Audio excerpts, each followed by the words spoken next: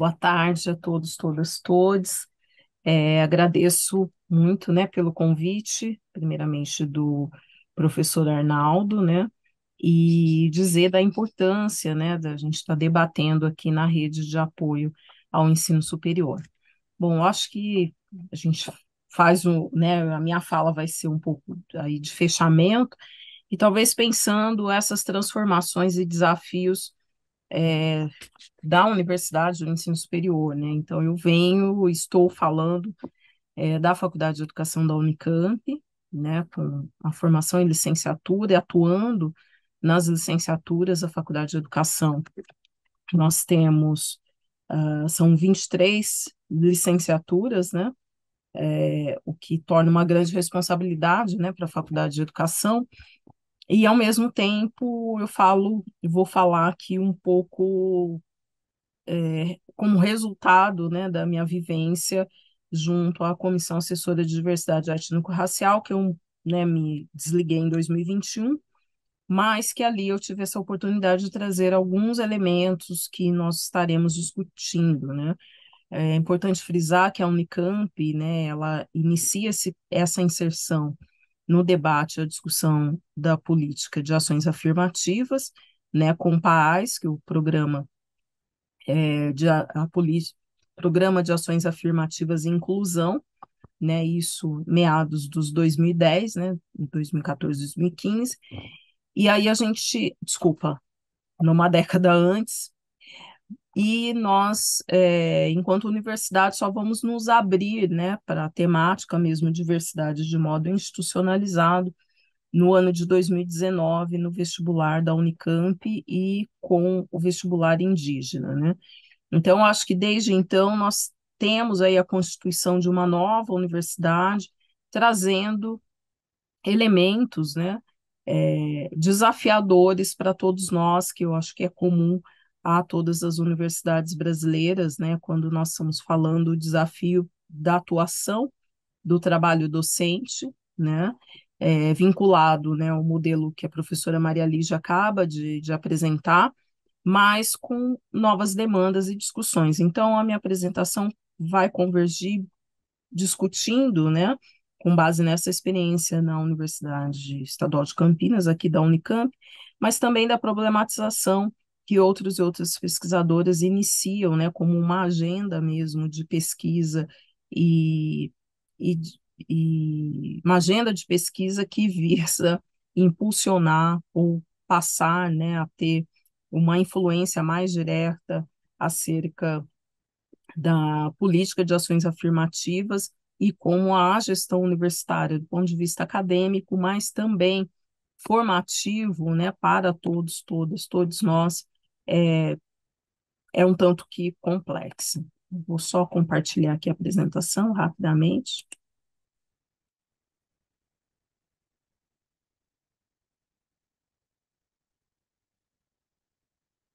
Vocês conseguem enxergar? Tá. Então, nós estamos falando do trabalho docente em cenários de transformações socioculturais. Eu vou incluir nesses socioculturais essas transformações que têm um impacto direto, né, que é a diversidade simultaneamente a isso, a política de ações afirmativas. E dizer, né, que eu acho que nós temos várias questões que circundam o trabalho docente, tanto lá na educação básica quanto para nós aqui no ensino superior.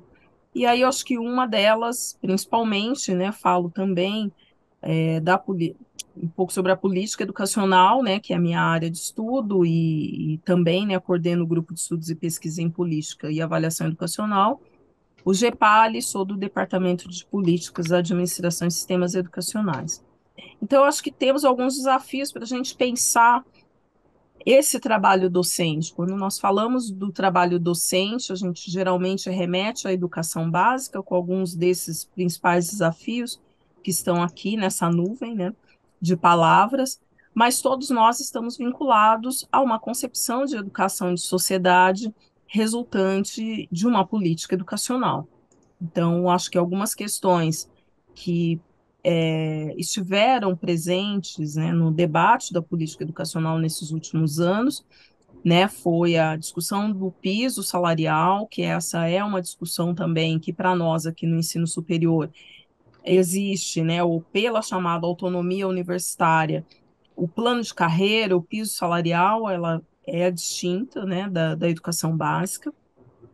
Ao mesmo tempo, como é que a gente percebe, né, essa agenda política vinculada ao trabalho docente, tanto na educação básica e no ensino superior, a partir do Plano Nacional, o Plano Nacional de Educação, né, que é um plano nacional aqui de educação, né, que termina agora, né, ele foi postergado, mas enfim, já está no final, e o que a gente chama e entende de valorização do magistério, remuneração também dos docentes.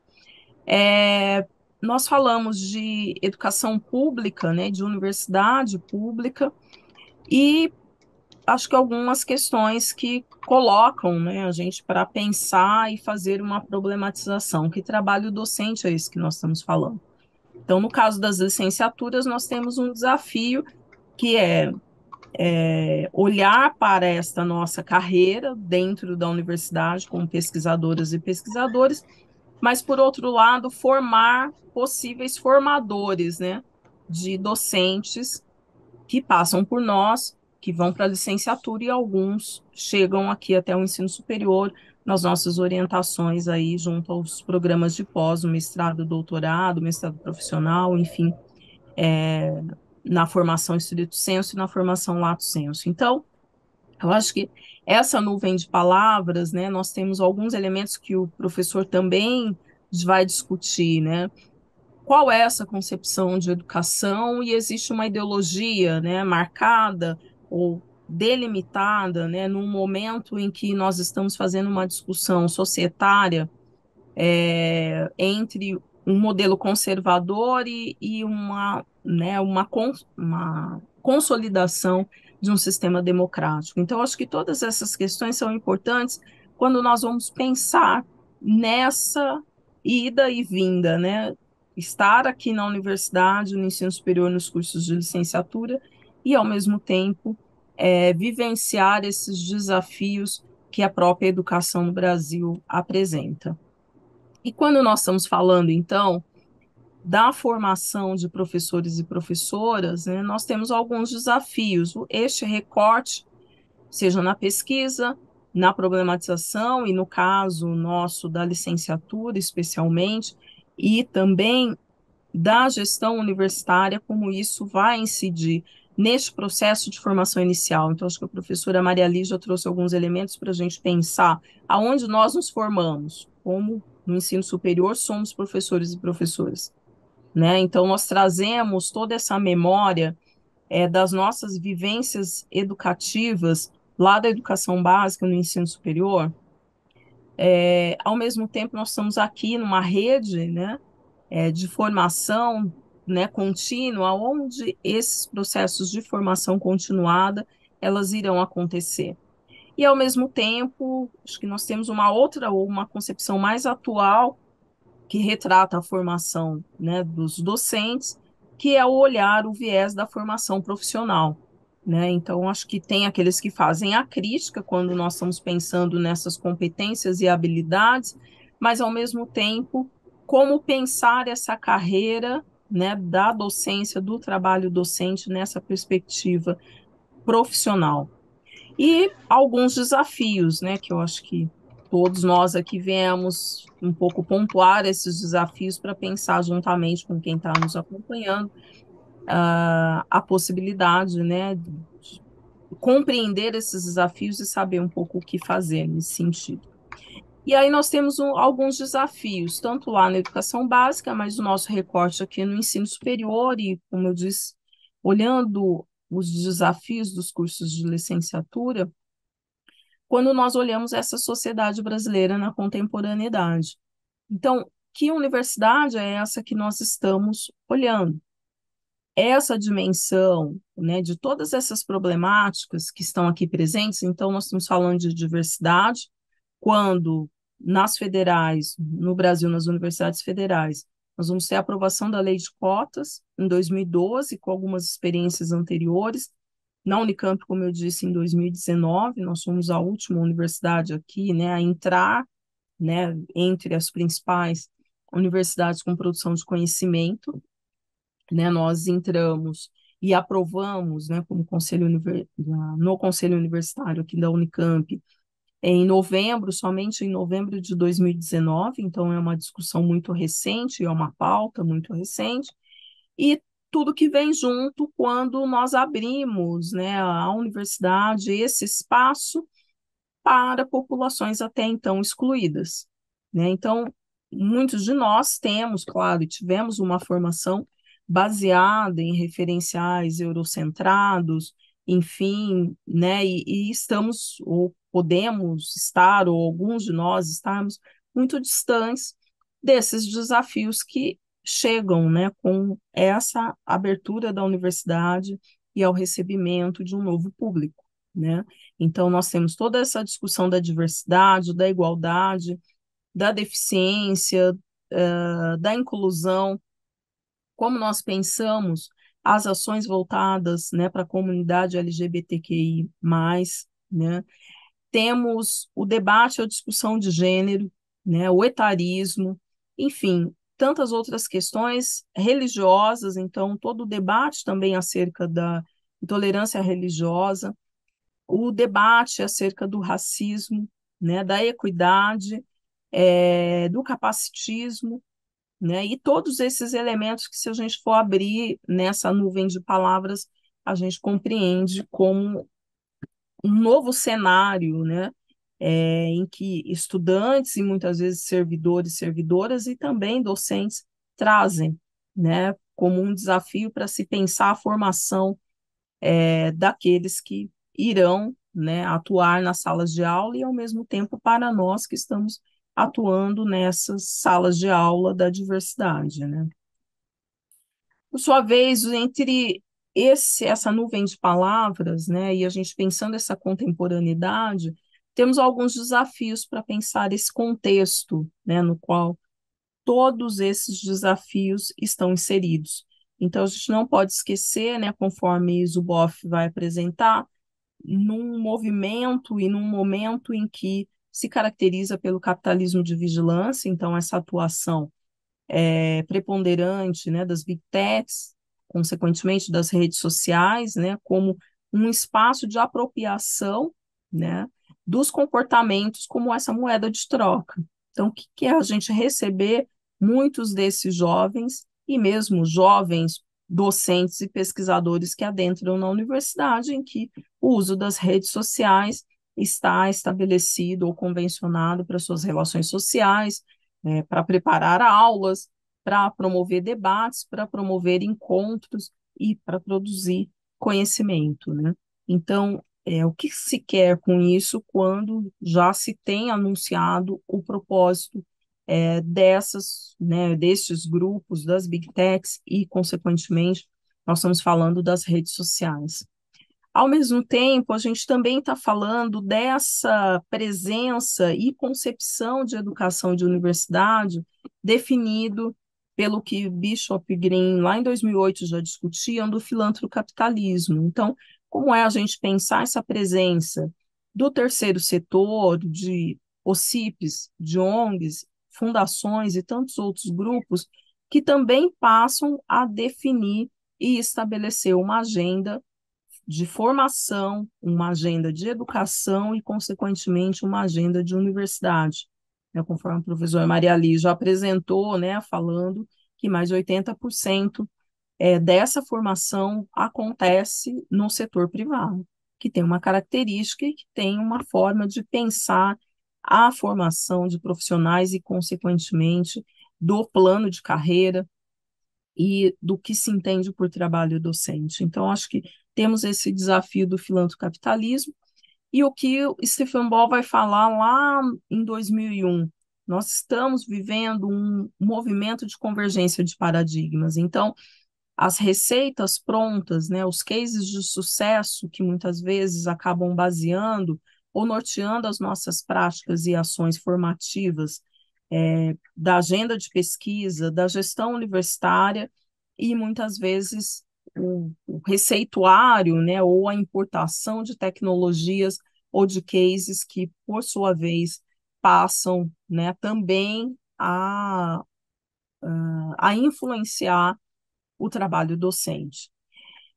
E, ao final de tudo isso, nós temos um processo de tensão pedagógica, né? Então, aí, acho que pautado lá em Tomás Tadeu da Silva, né, nos seus escritos em meados dos anos 2000, e ele vai colocar alguns pontos para a gente pensar.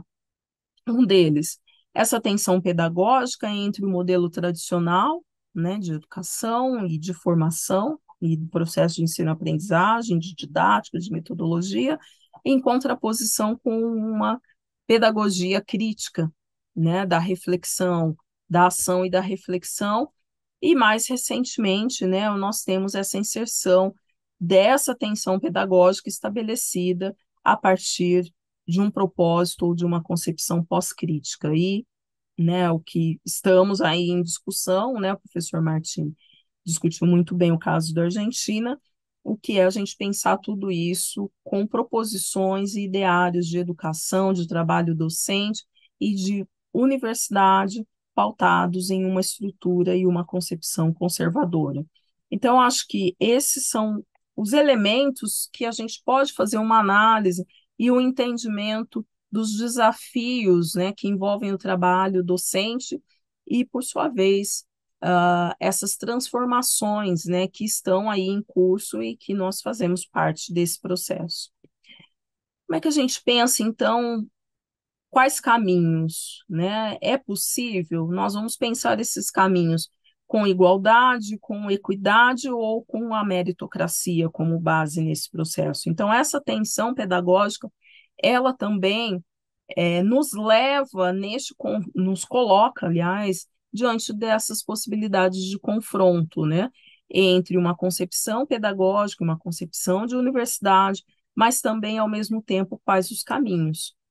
E principalmente os caminhos a serem trilhados, por um lado, por esses novos estudantes, né, que adentram um universo elitizado, com uma trajetória específica, com um modelo e uma concepção de estudante, mas que chegam também nessa universidade com outras formas de pensar, de agir e concepção de mundo, com códigos que muitas vezes são completamente desconhecidos pela própria universidade e, ao mesmo tempo, para nós, que opção nós vamos fazer? Reafirmar os modelos ou práticas meritocráticas, ou vamos, de fato, né, compreender e possibilitar e entender essa trajetória acadêmica dos e das estudantes e também dos novos docentes que chegam, né, com novas perguntas ou com a reconfiguração, muitas vezes, das problematizações que tradicionalmente a universidade vem realizando, né? E aí eu acho que eu trago aqui algumas contribuições para a gente pensar, a partir de Capenga e Munanga, né, que vai escrever um texto de 2022 a respeito dos direitos e da diversidade, né? Então, o que ele fala, como é que a gente vai reconhecer esses direitos, né, da diversidade? E essa diversidade também, né, a gente está falando do ensino superior, quando nós pensamos essa diversidade com a entrada de docentes, por exemplo, negros e negras, indígenas, deficientes e tantos outros grupos que também, devido à meritocracia, foram deixados para fora, né? Então, o que ele fala, nós precisamos reconhecer, onde que a gente reconhece essa soberania política dos grupos que integram, né, ou que se caracterizam por essa diversidade, como foi apresentado lá atrás. Ao mesmo tempo, os grupos passam a ter autonomia política ou a universidade vai se manter fiel ao modelo e a um sistema meritocrático e de seleção e que aqueles e aquelas que não se adaptam serão excluídos desse processo. Mesmo que nós estamos falando dos e das docentes, mas também dos estudantes e servidores que compõem. Ao mesmo tempo, como é que nós pensamos direitos e diversidades, né, na perspectiva poliétnica, né? Então, a Unicamp, nós estamos né, temos hoje, né, aí, vamos falar, né, nem hoje, mas desde o vestibular de 2019, a chegada de estudantes indígenas. Então, nós temos mais de 30 etnias que estão hoje matriculadas em cursos de graduação na Unicamp, e esse é um fenômeno que também acontece nas universidades estaduais e federais nesse Brasil. Como é que nós pensamos e reconhecemos direitos, né, juntamente com este elemento, que é poliétnico e se vincula, ou que se caracteriza, melhor dizendo, pela diversidade. Nós vamos pensar em propostas de representação especial, nós vamos pensar em ações educativas direcionadas ou ações educativas de integração. Então, a partir disso, né, eu trago um pouco esse olhar também da professora Petronília Silva, que lá em 2003, né, vai referendar a importância da Lei 10.639, né, e depois a 11.645 em 2008, quando torna obrigatória a história da África e a história indígena, né, com essa alteração na Lei de Diretrizes e Bases. E a professora Petronília traz alguns elementos para a gente pensar essa questão da igualdade racial, por exemplo, como um desses desafios postos, né? Que universidade é essa que nós estamos construindo e estamos fazendo, né? E daí a necessidade e a importância do estabelecimento de políticas de ações afirmativas que possam, né, referendar essa diversidade e, ao mesmo tempo, pensar ou possibilitar trajetórias, né, que estabeleçam um outro modelo, né, uma outra concepção distinta. É o que a professora Petronília Silva também reafirma, tem 5 minutos, né? Já estou terminando. Que a professora Petronília Silva destaca, né, a importância da inclusão, né, de grupos que foram excluídos ao longo da história ou que foram entendidos pela universidade como sem mérito, né, para estar ali presente, e a importância da gente valorizar a representatividade, né? E aí, nesse sentido, né, o professor José Castiano, que é um filósofo moçambicano, ele vai falar lá em 2010 da importância de se pensar essa universidade como um espaço de intersubjetividade, né, em que a gente esteja aberto, ou possamos estar abertos a esses novos referenciais epistêmicos, né, aberto a essas formas distintas de interpretação dos fenômenos, né, e, ao mesmo tempo, a gente pensar esses espaços de diálogo e formação, né, abertos para a comunidade, junto, né, ou constituindo esses fóruns científicos. Eu acho que nós estamos num momento agora bastante interessante da curricularização, da extensão, e este impacto da curricularização da extensão pode nos possibilitar, né, ou nos possibilita a relevância, né, dessa proposta da intersubjetividade, né, porque nos permite a chegada, a entrada, né, e a análise de novos referenciais epistêmicos, né, que não sejam necessariamente dos grandes centros tradicionais, a diferentes formas de interpretação e também a constituição de fóruns científicos que integre, né, a academia, mas também a própria comunidade, né, como um todo. E aí eu acho que a importância de tudo isso a gente pensar à luz de Paulo Freire, que ele vai falar da importância da humanização no trabalho pedagógico, no estabelecimento dessa relação professor-aluno, né, em que se vincule o diálogo, como é que nós estabelecemos esse diálogo, né? Ele é verticalizado, ele é horizontalizado dentro dessa nova universidade que está em constituição. Como é que a gente pensa em recriar esse conhecimento? Ou acreditamos que o conhecimento já está consolidado, né? E é o que ele fala, vamos dividir isso, né? Essa co-intencionalidade, não somente nos espaços tradicionais de representação, mas nas nossas relações pedagógicas e no cotidiano. E aí, para finalizar, né, eu acho que diante de alguns desafios que eu coloco, né, eu finalizo, né, com um pouco esse pensamento dizendo que o trabalho docente, né, diante de todos esses elementos, ele é desafiador na contemporaneidade.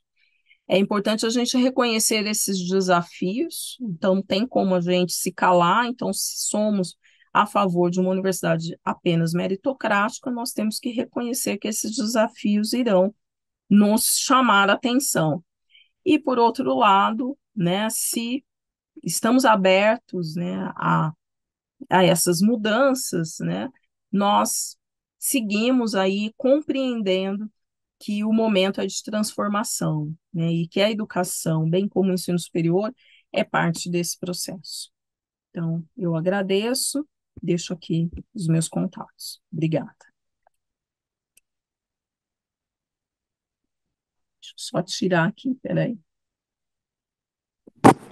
Obrigada, professora Débora. Nada. Nós que da Redais agradecemos, né? Inclusive a fala de vocês três, acho que essa mesa, né, tendo como tema o trabalho docente em cenários de transformações culturais, trouxe, né, a realidade hoje da Argentina, né, a importância, né, do ensino, da educação, do ensino e da educação serem políticas de governo, não serem políticas de governo, e sim políticas de Estado. A fala da professora Maria Lígia trazendo a importância, essa reflexão, né, sobre a academia, a universidade como academia, a questão do conhecimento, né, e finalizando com a fala da professora Débora trazendo esses novos desafios, a questão, né, das políticas afirmativas, políticas e ações afirmativas, e em tudo isso, como que está inserido o trabalho docente. A gente tem algumas perguntas, elas já foram organizadas aqui por pessoa, por palestrante. Acho que eu vou trazer essas perguntas, mas ao final, né, quando a gente for fazer a fala final de cada um de vocês, acho que vocês podem até mesmo fazer perguntas um para o outro, trazer o debate mesmo do que somente a resposta de perguntas. Então, eu vou direcionar, mas também cada um das três pessoas podem e fiquem à vontade para fazer essa contribuição, mesmo que as pessoas que estão acompanhando tenha direcionado a alguém. Então, uma das primeiras perguntas é da Magali, que pergunta para o professor Martim. Como os programas de formação de professores universitários existentes nas instituições poderiam colaborar com a reconstrução do projeto, né, que você se referiu, né, o projeto mesmo para as novas gerações da própria universidade. Né? A Cleide, já ainda para o professor Martins, pergunta em seu ponto de não, essa daqui é para a professora Lúcia, desculpa. Então, acho que para o professor Martins, por enquanto, é essa, e daí fiquem também à vontade, professora Lígia, professora Débora, também para contribuir para essa pergunta, e depois eu vou trazer as outras perguntas na sequência. Obrigada. Bom, respondo, né? Respondo. Agora posso responder, né? Bom, Claro, sim. bom, Magali, eu penso, e estamos trabalhando nisso, né? Porque a universidade tampouco dá um espaço para isso, que temos que recuperar no nosso pensamento, o pensamento nacional, né? E aí a questão do pensamento também do terceiro mundo latino-americano, aí a professora eh, Débora fala de tudo isso e cita, eu gostei muito da fala, porque cita Munanga, cita a Petrolina, cita Castiano, ou seja, essa questão que temos nas universidades, que para descolonizar o pensamento, descolonizamos com o pensamento europeu, né? Ou seja, temos que descolonizar o pensamento, mas para isso temos que reafirmar Foucault, temos que reafirmar Derrida, temos que reafirmar a Lacan, mas temos muita riqueza no nosso pensamento do terceiro mundo, né? Que é uma questão que temos que dar um espaço nas universidades que não tem. Por exemplo, a gente está trabalhando num modelo argentino para um projeto nacional. Esse modelo argentino para um projeto nacional foi um livro de Perón, de ano 1974, que nas universidades não se ensina. Então, a gente está trabalhando esse texto de Perón na Confederação Geral de Trabalho, fora da universidade, em outro espaço, estamos trabalhando um pensamento nacional, um pensamento argentino que tem que ver com nossas realidades. E eu estou pensando no Brasil, há 60 anos do golpe de Estado, de 1964, o que deixou o governo de Jango, né? E também eu trouxe a questão do pensamento de Darcy Ribeiro, né? O pensamento de Darcy Ribeiro, que até faz pouco tempo se trabalhava dele a questão da antropologia, mas não o pensamento universitário. Aí, quando a professora Maria Lígia falava da questão do modelo de universidade, na América Latina temos um modelo de universidade. Temos um modelo de universidade. E temos que discutir esse modelo de universidade. Um modelo de universidade que trouxe Darcy Ribeiro no Brasil, mas também que se fez de diferentes maneiras em diferentes povos de América Latina. Por exemplo, no mesmo meu país, na Argentina, a reforma universitária não só de Córdoba, que ficou lá longe no tempo, sino nos anos 70 também teve reformas universitárias, onde se tentou pôr a universidade ao serviço do povo, né? E essa universidade ao serviço do povo, que tem que ver com outra maneira de pensar, porque os universitários temos que deixar de pensar em nós, né? E começar a pensar o que é bom para nossos povos. E nesse que é bom para nossos povos, temos que recuperar esse pensamento que está na Argentina, que está no Brasil e que está no terceiro mundo, que tem as culturas ancestrais que depois chegam na Europa, começam na África e começam na Ásia, até o mesmo cristianismo, né? O cristianismo é asiático, é oriental, não é ocidental. Então, todo o pensamento semítico é da Ásia e o pensamento africano, mesma coisa. Então, esse pensamento moçambicano que traz a Débora é muito importante para começar a discutir a descolonização de pensamento. Depois, temos tempo para ler a Foucault, temos tempo para ler a Derrida, temos tempo para ler a Lacan e até mesmo a Marx. Mas primeiro, leamos as nossas realidades e em função das nossas necessidades. Obrigado.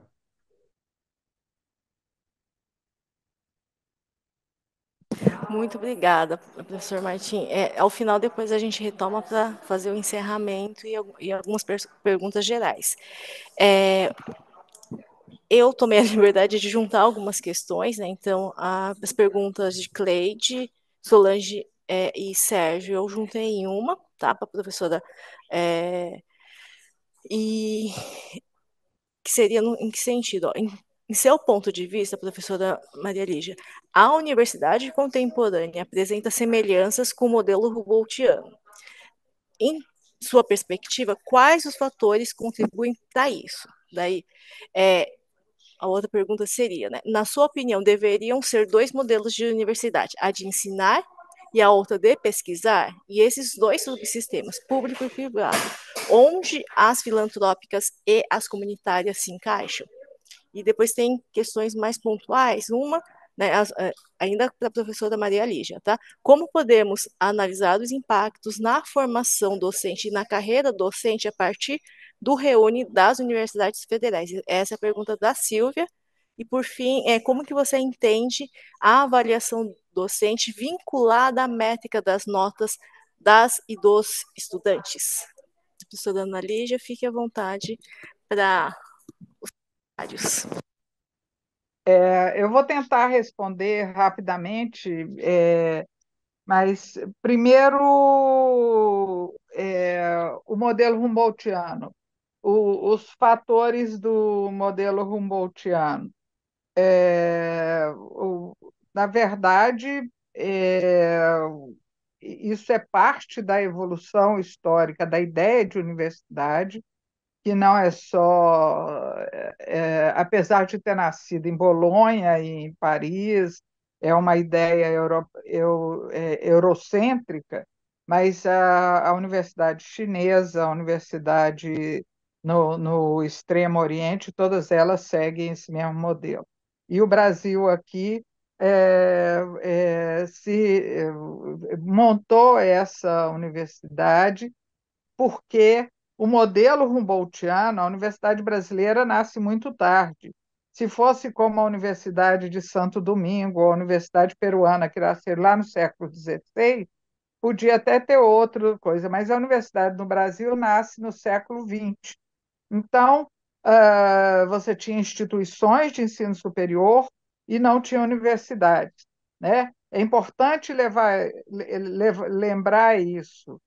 A educação superior é um nível de ensino, a universidade é uma instituição, são duas coisas diferentes, tá? E o Brasil copiou o que tinha de melhor em matéria de modelo de universidade, que era o modelo Humboldtiano, são as grandes universidades de pesquisa, que é o que orienta o funcionamento da Universidade de Harvard, das grandes universidades alemãs, toda a Ivy League americana, as grandes universidades da África do Sul e a grande universidade chinesa. Então, os fatores são históricos.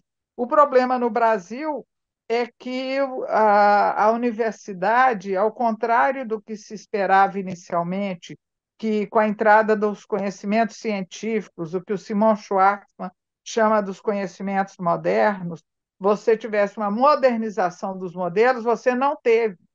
A universidade ficou totalmente tomada pelo patrimonialismo vigente na sociedade, e eu já escrevi um texto sobre os coronéis na Universidade Pública do Brasil. Então, vários de nós aqui somos coronéis e seria interessante ver isso. É um modelo que era o que há de melhor e que nem sempre ele é de melhor. Se ele é ótimo para a USP e para a Unicamp, ele é muito ruim para a Universidade Federal de Cabrobó de Baixo, porque a Universidade Federal de Cabrobó de Baixo não consegue ser Humboldtiana por mais que tivesse vontade. Agora, é, deviam ser dois modelos, universidade de ensino e universidade de pesquisa. Eu confesso que não vejo problema nenhum essa ideia de dois tipos de universidade, que é o modelo napoleônico. Você tem as grandes écoles, que são as universidades de elite, e tem o sistema de vocacional, que forma engenheiro, médico, advogado, professor e todos os outros demais profissionais. As grandes écoles formam os profissionais para a gestão do país, particularmente a ENA, que teve, com exceção do Sarkozy, todos os presidentes da Quinta República da França são enarcas, vieram da Escola Nacional de Administração. Então, é um modelo napoleônico em que a universidade de ensino ela tem que ser muito boa em ensinar. Você não precisa ter o laboratório de física de aceleração de partícula, igualzinho que tem lá na Suíça, na sua universidade, se você quer só formar um bom professor de física. Para formar um bom professor de física, você precisa ter bons físicos e bons pedagogos capazes de ensinar como é que se dá aula de uma coisa tão abstrata como é a física, né? Então, ensinar e pesquisar tem boas funcionalidades juntas e tem vários defeitos juntos, e ensinar sozinho tem boas funcionalidades sozinho e péssimas coisas também sozinho.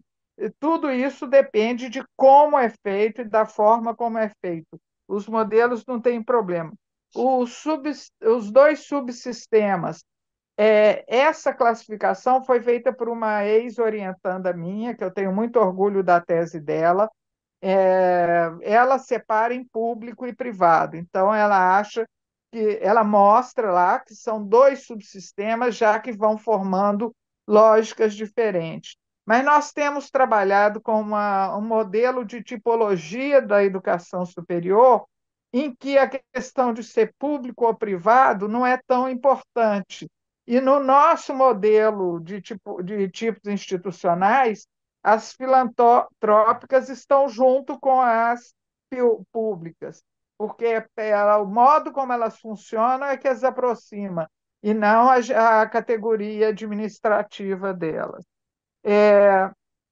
O Reúne contribuiu muito para espalhar a possibilidade de formação docente e, particularmente, para obrigar as universidades federais a se tornarem um pouco mais receptivas, vamos dizer assim, aos alunos mais pobres, porque com o Reúne, as universidades federais foram obrigadas a criar cursos noturnos para os alunos que trabalham de dia. A maior parte ficou sendo curso de licenciatura, mas foi a base possível de acesso de alunos pobres ao sistema de ensino superior federal. Tá? E provavelmente os estaduais foram na mesma linha e criaram do mesmo jeito. Então, o Reúne foi um fator importantíssimo de inclusão na universidade pública. Agora, eu te diria que eu não sei até que ponto ele afetou a carreira docente, pensando na carreira docente da educação básica, que a maioria dos professores da educação básica é formada pelo sistema privado, que não foi atendido pelo Reúne, e acho que não atingiu muito a universidade pública, no sentido, os professores da universidade pública, porque eles continuam não se importando que precisam aprender como dar aula para alunos que são diferentes, seja por percepções culturais, por formas, por trajetórias sociais e por várias outras questões, e que precisa se aprender a ter didática para lidar com os tipos de alunos diferentes e garantir que todos eles sejam capazes de aprender. O que nós, professores universitários, nunca fomos treinados para aprender e continuamos não tendo.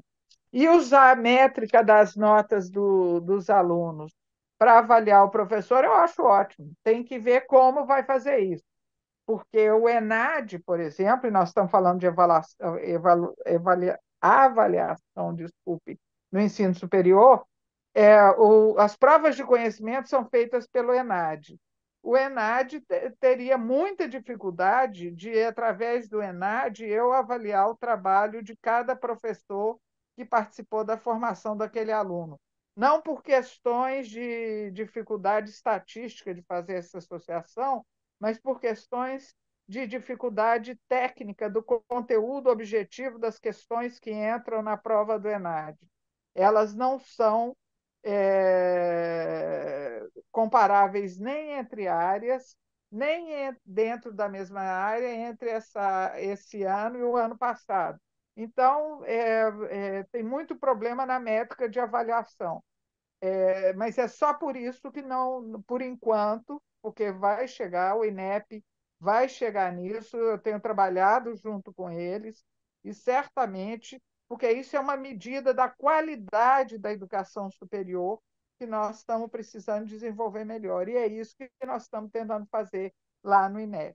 Desculpe, falei demais, tá? Já estou fora. Imagino. Nem precisa de pedir desculpas, é muito gostoso, muito engrandecedor escutar a sua fala. E por fim, vou trazer algumas perguntas, Débora, que estão no bate-papo também, e que eu acabei também tomando essa liberdade de agrupar, né, em dois, três itens, né? Então, relacionado às ações, então, o primeiro bloco, né, de perguntas foi, eu juntei a da Jennifer, da Mária e da Solange. Então, assim, as ações afirmativas foram conquistas dos movimentos sociais, incluídos os negros. Se a lei federal de 2012, qual foi o desafio de aplicar pela Unicamp somente em 2019? Quais são, na sua experiência, os principais problemas para motivar os e as estudantes?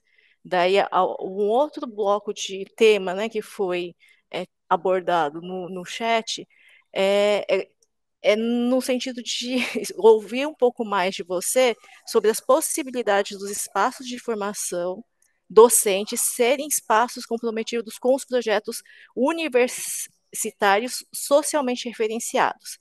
Então, como incluir também, né, novos referenciais epistemológicos nas contratações docentes nas universidades públicas? E por isso, Silvia e Jennifer trouxeram esses pontos. E por fim, né, a Michele, a Solange e Magali, eu gostaria de ouvir um pouco mais de você, a sua opinião, ou as propostas, sobre a educação transgressora, como coloca Bell Hooks, na realidade brasileira, um pouquinho também sobre a curricularização, proposta de curricularização da extensão e sobre os fóruns científicos. Fique à vontade de contemplar tudo ou fazer uma fala mais sintetizada. Obrigada, professora Débora. Imagina. Bastante coisa, né? Bastante. É o que é bom, né? Quanto mais pergunta, é sinal de que a gente Com acho que certeza. alcança o objetivo, né? Bom, Exato. acho que, né, por onde que a gente começa aqui, né? Como é que a gente pensa isso? Acho que é importante diferenciar, né, a questão que a Jennifer colocou a respeito da Lei Federal de 2012 e desafio de aplicar na Unicamp somente em 2019. Eu acho que a gente tem que compreender que foram dois movimentos distintos, uma lei federal que foi aplicada nas universidades, né, federais, e que, no caso das universidades estaduais, todas elas foram, né, quer dizer, não, a gente ainda tem universidades estaduais que estão adotando cotas étnico-raciais, a partir da autonomia universitária. Então, assim, existem vários modelos, né? Um estudo feito pelo GEMA, né, que é um grupo aí da UERJ, que analisa políticas de ações afirmativas, vai apontar que alguns estados, universidades estaduais, melhor dizendo, adotaram algumas, por iniciativa das assembleias legislativas, né, que normatizam a lei de cotas, outras por pressão política, como foi o caso da Unicamp, né, que só adotou em 2019 a partir de uma greve dos estudantes de 3 meses, que foi bastante acirrada, e outras também de negociações que vão sendo feitas e que as pautas e todos os sujeitos envolvidos nesse processo acabam participando nessa composição. Então, esse distinto modelo de implementação, né, vem decorrente da gente não ter no Brasil uma política oficial de ações afirmativas. A gente tem lá atrás alguns documentos do governo federal indicando, definindo. A gente tem o próprio Estatuto da Igualdade Racial, lá de 2000, no início de 2010, que já referendam este compromisso do poder público, do Estado brasileiro, na efetivação de políticas de ações afirmativas. No caso da Unicamp, USP e Unesp, nós não temos uma lei da Assembleia Legislativa do Estado de São Paulo, então, todas elas, né, ocorreu essa implementação muito pelo tensionamento, né, principalmente de estudantes que fazem um tensionamento nessas instituições, no caso da Unicamp, USP e a Unesp um pouco diferente por ter um conjunto, um grupo de docentes que já atuavam, né, digamos, aí na militância mesmo e estavam ali na pró-reitoria de extensão e aproveitaram, né, esta permanência para que esta pauta pudesse chegar. Então, no caso da Unicamp, só em 2019, e agora eu acho que é pensar, né, os desafios oriundos de 2019 é garantir uma política de ações afirmativas que não se efetive somente a partir da implementação das cotas étnico-raciais, né? Eu acho que o desafio é pensar enquanto uma política vinculada à gestão universitária. Então, o caso da Unicamp hoje, posso falar da Unicamp, né? Não vou entrar em detalhes, mas a USP cria uma pró-reitoria de ações afirmativas, né? A PRIP, nem é de ações afirmativas, né? Mas de inclusão, pertencimento e inclusão. A Unesp cria uma coordenadoria e a Unicamp, ela está representada essa pauta hoje na Comissão Assessora de Diversidade Étnico-Racial, que é a CADER, que integra a Diretoria Executiva de Direitos Humanos. Então, ela está como um órgão consultivo e não normativo. Essas opções administrativas, né, e que envolvem a gestão, elas, de uma certa forma, colocam o lugar e a prioridade dos grupos e das temáticas, né? Quando nós temos uma proposta de diluição e que a discussão de diversidade, de ações afirmativas, de representatividade, ela não estará centrada, né, em um local específico, ou um locus, ou um órgão específico, para a universidade isso vai sendo diluído, né, e ao mesmo tempo os conflitos também e a forma de abordar. Então, o desafio de aplicar na Unicamp as cotas, né? Então, ela não é oriunda da lei federal, mas sim de uma pressão e de um tensionamento político de um segmento da universidade. Então, ainda temos muito a ser feito no sentido de garantir essa representatividade e, por sua vez, ser entendido como uma agenda universitária inclusa em uma estrutura institucional oficial que nós não temos, que seja consultiva e não, desculpa, que seja deliberativa e não consultiva, como vem acontecendo. E aí o desafio, a Mara coloca, para pensar a motivação dos e das estudantes. Eu acho que nós temos, isso entra como um desses grandes desafios, como é que, e uma das perguntas, né, eu acho que foi a Solange, alguém fez lá embaixo, como é que a gente permite ou estabelece o diálogo e, ao mesmo tempo, motiva os e as estudantes. Então, acho que nós estamos aqui exatamente num evento da rede para pensarmos essas alternativas. Elas não vêm prontas, então, como é que a gente compreende os signos e significados que as vivências, linguagens, formas de expressão e de agir de todos aqueles grupos, né, da nuvem de palavras que eu apresento, que vem junto quando nós falamos de diversidade, de cotas, de inclusão, é, estão aí postas, né? Então, primeiramente, o desafio é do acolhimento. Então, como que nós vamos criar instâncias de acolhimento? Como que nós vamos criar essas instâncias, não somente de acolhimento, mas de acompanhamento acadêmico, né? Então, a gente fala muito das tutorias, ou melhor dizendo, das mentorias, né? Como pensar esses espaços de acolhimento e, por outro lado, de apoio, né, acadêmico aos e às estudantes.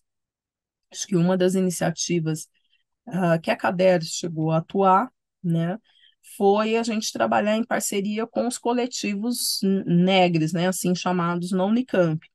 Então, como um primeiro movimento, os coletivos, né, negros e negras, no caso dos indígenas, que se organizaram no acadêmico indígena da Unicamp, e mais recentemente também os grupos, né, que fazem frente ao debate e à discussão da inclusão, né, que na Unicamp se institucionalizou, né, o debate acerca do capacitismo, mas entende-se como uma política de inclusão. Então, são nesses espaços iniciais aonde as problematizações acontecem e aonde os grupos de estudo, de pesquisa, de apoio, de encaminhamento institucional, muitas vezes, é o primeiro lugar. Então, essa é uma possibilidade, mas nós temos que também ter as instâncias da própria universidade ou das unidades de ensino preparadas para acolher todas essas demandas, né? Então, por exemplo, na faculdade que eu estou, recentemente, né, foi criado um espaço de acolhimento, onde esses estudantes, né, preenchem um formulário e ali são orientados, né, recebem uma orientação a partir, né, das suas problemáticas. E a partir, então, desta primeira escuta, é dessa escuta que vai se pensar se é uma solução psicoterapêutica ou se isso deve ser encaminhado para outras instâncias. Então, acho que aí a gente tem um desafio. Deixa eu adiantar, porque senão a gente não fecha, né, que já está no horário. Juntando, acho que tudo isso, agregando todos esses elementos, né, o Francisco Neto coloca dessa questão das relações de trabalho, né, como um desafio. Então, nós ainda estamos vinculados a universidades públicas, prestamos concursos, mas nós estamos percebendo nesses últimos anos que essa mesma problematização lá da educação básica, da contratação de professores pagos por aula, ela está chegando aqui no ensino superior, nas universidades, né? E isso está chegando com contratação de pós-docs, com a contratação de pesquisadores visitantes, que não são remunerados, da atuação, né, de monitores, de monitorias, substituindo docentes, né? Então, a gente tem um problema também de financiamento e de organização dessa universidade. Então, acho que a professora Maria Lígia, mesmo o professor Martins, à medida que a gente vai democratizando essa universidade, a qualidade vai cair? Ou nós democratizamos essa universidade para os grupos que até então não foram ou não compunham, né, ou não se matriculavam, e a qualidade, como fica, né? Então, acho que a gente precisa pensar nesses fatores que a qualidade precisa seguir, ela precisa acompanhar. E eu aumento o número de matrículas, eu preciso aumentar essa proporcionalidade de docentes e do investimento público nessa universidade, né? Então, acho que isso é muito importante para a gente poder dimensionar, né, as implicações da democratização do ensino e aí do ensino superior, né? A Solange vai falar sobre essa representatividade, né, a falta de representatividade da docência. Esse é um desafio que eu acho que todas as universidades têm, as federais conseguiram, a partir da lei de contratação dos servidores.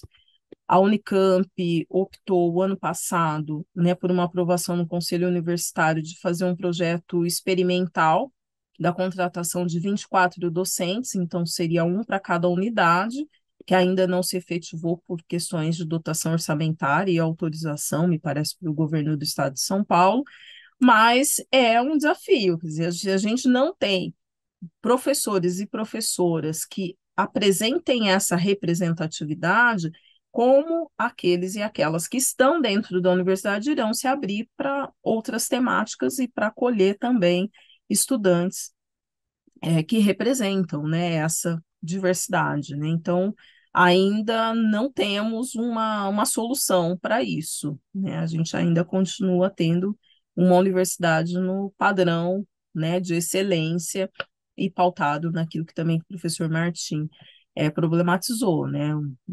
Pautado ainda num modelo colonial, né?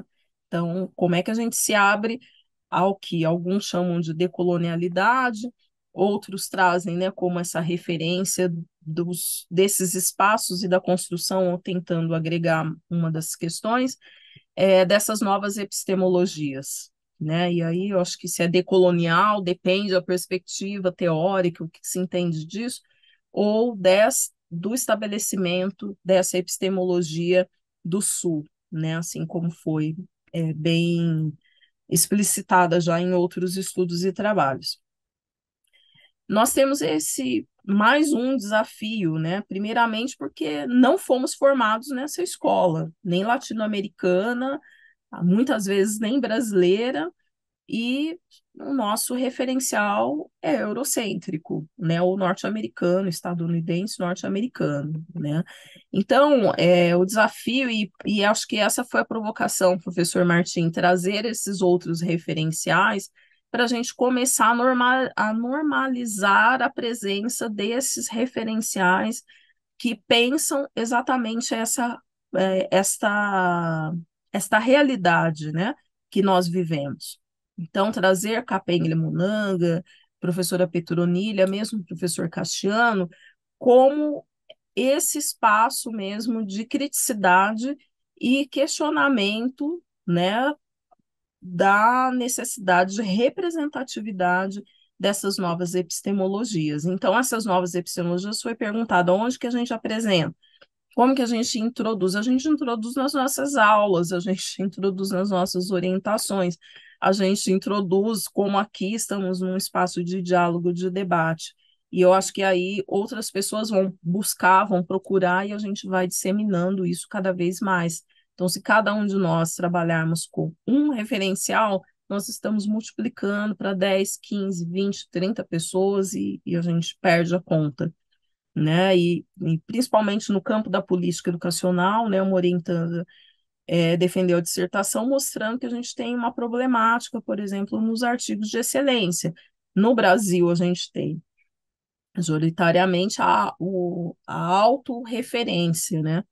e o uso de referências também, quando é autorreferência, nós temos o uso dessas referências eurocêntricas e norte-americanas. Então, assim, eu não estou falando, fazendo apologia, contrário, eu fui formada por essa escola, né? E, enfim, a gente tem que passar isso para os e as estudantes. Mas, ao mesmo tempo, nós precisamos nos abrir, né, àqueles que problematizaram, de fato, a situação real, né, e que condiz com a nossa realidade.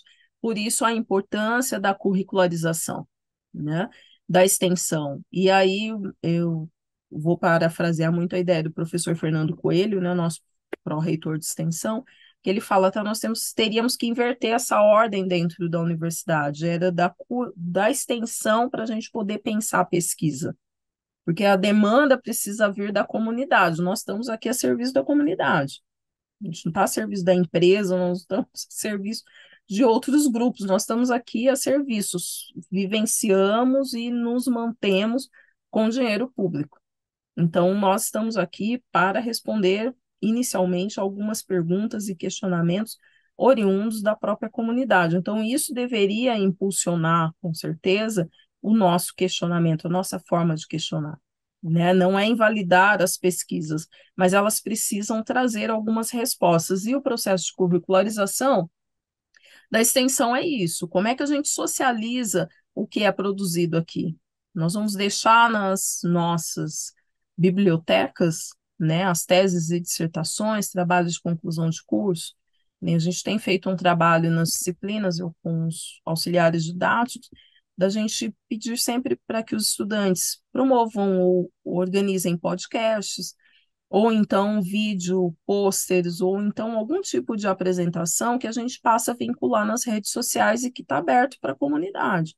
Quem quiser saber sobre aquele tema, pode ir lá e pode acessar. Então, a gente, a partir do olhar do e da estudante, que ainda está, né, em processo formativo e que traz uma linguagem muito menos elaborada, às vezes, do que nós que estamos na academia, né, como pesquisadores, você consegue ou pode auxiliar e sensibilizar quem está aí na comunidade, porque as pessoas acham que a gente está encastelado, né? Então, nós não vamos é, alcançar, né, as pessoas. Acho que é fechando, né? Sim, muito obrigada, Débora. Fechamos e pulamos alguns minutinhos. Daí, só para encerrar, agradeço Ah, Débora, Martim, Maria Lígia. Pergunto se vocês querem fazer uma fala rápida de encerramento, porque daí a gente já engata na próxima mesa, que é sobre as novas práticas docentes nos processos de ensino-aprendizagem. Então, convido o professor Martim, professora Maria Lígia, professora Débora, a uma fala rápida de encerramento e Bueno, agradecimento. Reforçando, né, que em nome da Redais, a gente agradece muito a participação. É uma mesa que a gente ficaria conversando, debatendo a tarde toda, mas a gente tem outra próxima que também é bastante interessante e importante. bom, começo, vamos no ordem de... bom, a verdade, muito obrigado pelo convite, muito rico, muito enriquecedor o painel, muitas coisas para debatir, para conversar, aí a professora trouxe a Universidade da China, né, a questão do pragmatismo chinês, né, que tomando conhecimento ocidental, serviu o pensamento chinês e a China. O mesmo aconteceu com a Rússia, o mesmo aconteceu com o Japão na reforma Meiji. Então, nós latino-americanos temos que ser alguma vez mais inteligentes e usar o conhecimento ocidental para nosso serviço, mas também na matriz do nosso pensamento. Aí, queria trazer a questão que fez Darcy Ribeiro na Argélia, com a questão da negritude, né? Porque senão eram negros pensando em francês. E a reforma na Argélia de Darcy Ribeiro nas humanidades teve que ver com a descolonização do pensamento argelino desde o pensamento africano, né? Essa foi uma questão. O mesmo aconteceu no Peru, na reforma de Velasco Alvarado, quando Darcy Ribeiro, trazendo o pensamento dos povos testemunhos, dos povos indígenas peruanos, pôs a Universidade do Peru ao serviço do povo peruano. O mesmo aconteceu com os trabalhadores argentinos e o mesmo aconteceu com a reforma que fez em Costa Rica Darcy Ribeiro com Benjamin Núñez, que pôs também a formação docente, sem negar a pesquisa, né? Depois falamos disso, mas a formação docente ao serviço do povo costarricense. Então, temos que ser alguma vez os latino-americanos também mais inteligentes ser um pouquinho mais pragmático e usar esse conhecimento ocidental, mas ao nosso serviço, não ao serviço do pensamento colonial ou dos dominadores do mundo. Muito obrigado por tudo. Obrigada, professor Martim. Na sequência, né, professora Maria Lígia, caso queiram fazer sua fala de encerramento, e depois professora Débora.